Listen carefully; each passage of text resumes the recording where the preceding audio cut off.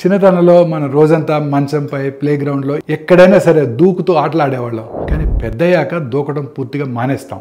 అప్పుడే కండరాలు, joints, balance నెమ్మదిగా బలహీనపడతాయి.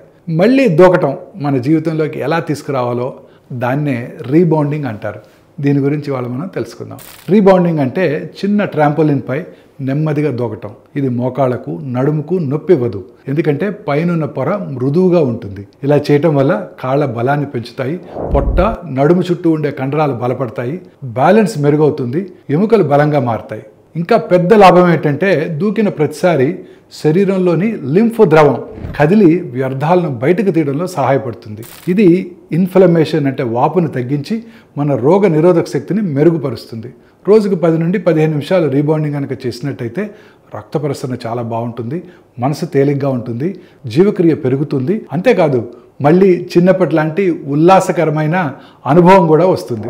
వయసుతో శరీరం నెమ్మదించిన రీబౌండింగ్ దాన్ని మళ్ళీ చురుగ్గా చేస్తుంది. సురక్షితంగా, ఆనందంగా కొన్ని నిమిషాలు దూకటం మీ శరీరాన్ని మళ్ళీ యవ్వనంగా అనుభూతి చెందేలా చేస్తుంది.